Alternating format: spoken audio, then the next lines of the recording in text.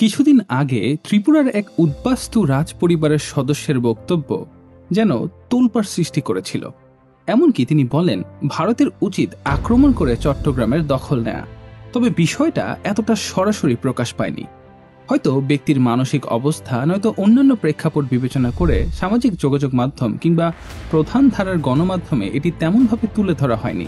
এই আলোচনার মধ্য দিয়ে বাংলার সাধারণ মানুষের মনে জন্ম নেয় এক গভীর প্রশ্ন। ধর্ম, সংস্কৃতি, ভাষা সব মিলে থাকা সত্ত্বেও আসাম কেন বাংলাদেশের অংশ হতে পারল না? সেই রহস্য, সেই ইতিহাস আজকের পর্বে আমরা খুঁজে বের করার চেষ্টা করব। উত্তর পূর্ব ভারতের এক গুরুত্বপূর্ণ রাজ্য আসাম।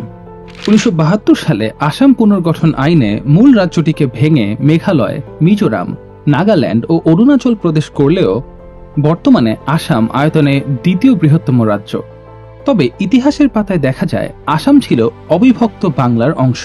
তবে বহু ভারতীয় ইতিহাসবিদ মনে করেন আসামের ভারতীয় ভূখণ্ডে অন্তর্ভুক্তি ছিল এক নিঃশব্দ উপহার।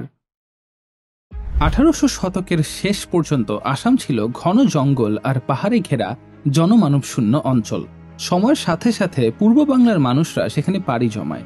তারা কঠোর পরিশ্রমে জঙ্গল কেটে পাহাড়ি জমি পরিষ্কার করে কৃষি সম্প্রসারণ করেন।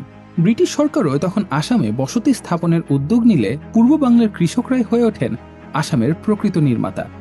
আজকের সমৃদ্ধ আসাম আসলে সেই নিঃস্ব মানুষের অধ্যবসায় ও আত্মত্যাগের স্মারক। এরই ধারাবাহিকতায় আসামের মানুষ হৃদয়ের গভীরে লালন করেছিল এক স্বপ্ন, পূর্ব বাংলার সঙ্গে এক সূত্রে গাঁথা হওয়ার স্বপ্ন। ইতিহাসের পাতা উল্টালে দেখা যায় সেই সুযোগ প্রথমে আসে 1903 সালে। ব্রিটিশ শাসকেরা তখন ভাবছিলেন বাংলা, আসাম ও ওড়িশাকে একত্র করে একটি নতুন প্রদেশ গঠন করবেন। বহু বছরের বঞ্চনা, উপেক্ষা আর অবহেলার মধ্যে এই অঞ্চলের মানুষ স্বপ্ন দেখেছিলেন নিজেদের একটি আলাদা পরিচয়ের, এক স্বাধীন প্রদেশের। অবশেষে সেই স্বপ্ন আংশিক সত্যি হয় 1905 সালে, যখন বঙ্গভঙ্গের ব্যানারে জন্ম নেয় পূর্ববঙ্গ ও আসাম প্রদেশ। কলকাতার ধ্বনিকে পেছনে ফেলে ঢাকা, রাজশাহী, চট্টগ্রাম ও আসাম নিয়ে গঠিত হল নতুন পূর্ব বাংলা। রাজধানী হিসেবে চূড়ান্ত করা হলো ঢাকা। এই পরিবর্তন আসাম ও পূর্ব বাংলার মানুষের জীবনে দৃশ্যমান রূপ নেয়, কিন্তু কলকাতার ঐতিহ্য ও গৌরব ক্রমেই ক্ষয়প্রাপ্ত হতে থাকে। তাই পশ্চিমবঙ্গের কংগ্রেস, জমিদার, সরকারি অফিসার এবং কবি সাহিত্যিকরা তীব্রভাবে বিরোধ জানান। এই চাপের মুখে ব্রিটিশ সরকার 1911 সালে বঙ্গভঙ্গ বাতিল করে, আর আসাম আবার পূর্ব বাংলা থেকে আলাদা হয়ে যায়। সময়ের চাকা ঘুরতে ঘুরতে আসে 1947 সাল। শুরু হয় উপমহাদেশের নতুন ভাগ্য লেখা রচনার অধ্যায়। ঠিক সেই সময় আবারও জেগে ওঠে এক আশার আলো, আসামকে পূর্ব বাংলার সঙ্গে যুক্ত করার সম্ভাবনা। বাংলা ভাষা ভিত্তিক এক স্বাধীন রাষ্ট্র গঠনের স্বপ্ন নিয়ে বাঙালি নেতারা তখন জিন্নার দ্বারস্থ হন। কিন্তু স্বপ্নের সেই নকশায় হঠাৎই কালো দাগ টেনে দেন লর্ড মাউন্টব্যাটেন।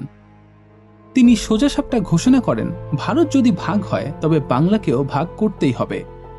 আসলে সেই সময় রাজনীতির দাবা ছকে মুসলিম লীগ আর কংগ্রেস উভয়েরই দৃষ্টি ছিল কেন্দ্রীয় ক্ষমতার খেলায়। পূর্ব বাংলা ও আসাম তাদের কাছে ছিল কেবল সংখ্যার অঙ্ক।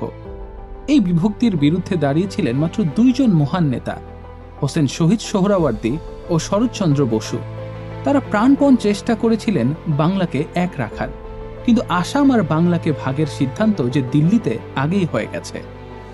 সেদিনই শুধু মানচিত্র ভাগ হয়নি, ভাগ হয়ে গিয়েছিল এক ভাষা, এক সংস্কৃতি আর এক সম্ভাবনার ইতিহাস। এভাবেই ইতিহাসের পৃষ্ঠায় অপূর্ণ থেকে যায় আসামের বাংলাদেশে অন্তর্ভুক্তির স্বপ্ন, যেন অসমাপ্ত কোনো গানের শেষ সুর। ব্রিটিশদের কলমের আঁচড়ে বাংলা মায়ের কোলে থাকা সেই প্রান্তর হারিয়ে যায় অপর মানচিত্রের রঙে, আর ইতিহাসের বুকের গভীরে রয়ে যায় এক অমোচনীয় প্রশ্নচিহ্ন, আসাম কেন বাংলাদেশের হলো না, যার উত্তর আজও সময়ের বাতাসে ভেসে বেড়ায় নিঃশব্দে।